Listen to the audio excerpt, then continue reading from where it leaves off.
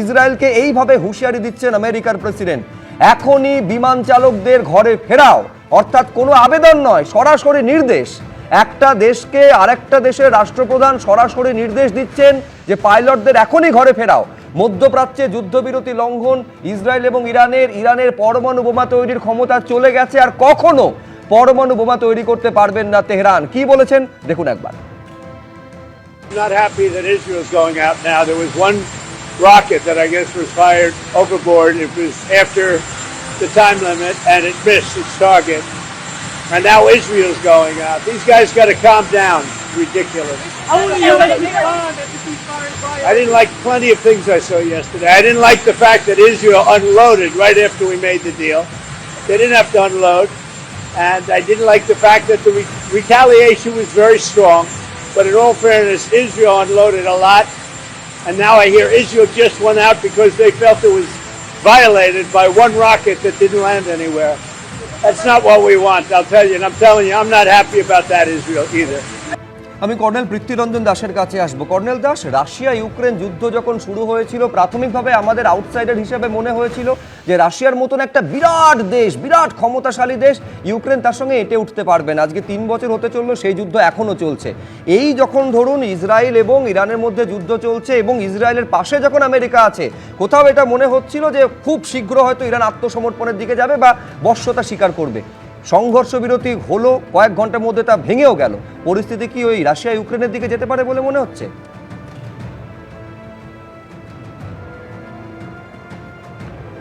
আপনি ঠিকই অনুমান করেছেন। আমি যদি আমেরিকার যুদ্ধ ক্ষমতাটাকে অ্যানালাইসিস করি, আপনি দেখবেন দ্বিতীয় বিশ্বযুদ্ধের শেষের দিকে যখন ওরা জাপানে যুদ্ধ করছিল, ওরা এটে উঠতে পারছিল না জেনারেল ম্যাকার্থারের কমান্ডে। তখন জাপানে এরা অ্যাটম বোম 2 বার মেরে 6th আগস্ট আর 9th আগস্টে মেরে জাপানকে সারেন্ডার করতে বাধ্য করে। তারপর ইনভলভ হলো কোরিয়ার যুদ্ধে, পুরো কোরিয়া দখল করতে পারলো না, দক্ষিণ কোরিয়া পর্যন্ত দখল করে। তারপরে আসুন ভিয়েতনামে 1955 সালের থেকে 1975 সাল, ওখান থেকে হেডে ভূত ওখানে ন্যাপাম বোম মারলো, কত কি করলো, আমেরিকাকে চলে আসতে হলো। তারপরে দেখুন আফগানিস্তানে 20 বছর থাকলো, পালিয়ে গেল। তো আমেরিকার যে এই যে গ্রাউন্ড লেভেলের যুদ্ধ, যেটাকে আমরা বলি মাইক্রো লেভেলের ট্যাকটিক্যাল নিপুণতা, এইটা আমেরিকারও নেই, রাশিয়ারও নেই। রাশিয়াও তার হাত পুড়িয়েছে আফগানিস্তানে এবং রাশিয়াও তার মূল্য দিচ্ছে ইউক্রেনে। তো এইগুলি হচ্ছে মাইক্রো লেভেলে ট্যাকটিক্যালি গ্রাউন্ড লেভেলের যুদ্ধ কর, সেই ক্ষমতা নেই। এরা দূর থেকে মিসাইল মারবে এবং গোলা মারবে, বম্বিং করবে, নানান রকম বমের মারাত্মক আকার ধারণ করে ওরা সেটাকে ব্যবহার করছে। এখন আমি যদি দেখি যেই যুদ্ধটা ইসরায়েল এবং ইরানে চলছে, যে কোনো যুদ্ধের এইম একটা থাকে। যখন এরা রাইজিং লায়ন লঞ্চ করতো, ওদের এইম কি ঘোষিত হলো যে আমরা ওদের নিউক্লিয়ার ইনস্টলেশন এবং নিউক্লিয়ার ডেলিভারি সিস্টেমটাকে নষ্ট করব, কিন্তু ওরা করতে পারলো না। তারপরে ওরা এইম চেঞ্জ করলো, বললো যে আমরা রিজাইন চেঞ্জ করব, সেটাও করতে পারলো না। তো এখন দেখা যাচ্ছে ইসরায়েলের নিজস্ব এয়ার ডিফেন্সে ক্র্যাক ধরে গেছে, ইসরায়েলের তেল আবিবে বম্বিং হচ্ছে, ইসরায়েলের জেরুজালেমে বম্বিং হচ্ছে, হাইফাতে বম্বিং হচ্ছে, বেটেমে বম্বিং হচ্ছে। তো এইটা একটা বিভৎস ব্যাপার হচ্ছে এবং ইসরায়েল টোটালি এক্সপোজড।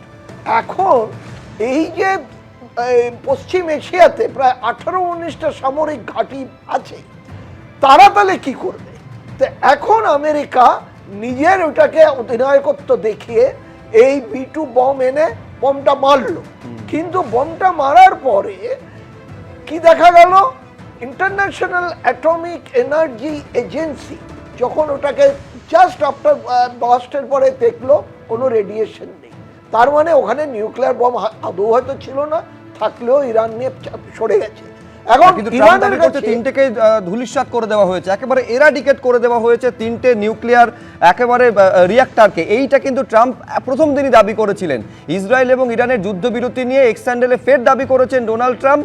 শুধু তাই নয়, এইটা মুখে বলছেন যখন সাংবাদিকদের মুখোমুখি হচ্ছেন, তার ট্রুথ সোশ্যাল মিডিয়া এটা ফের বলছেন ডোনাল্ড ট্রাম্প যে ইরান কখনো পরমাণু বোমা বানাতে পারবে না। ফের তিনি হুঙ্কার ছাড়ছেন।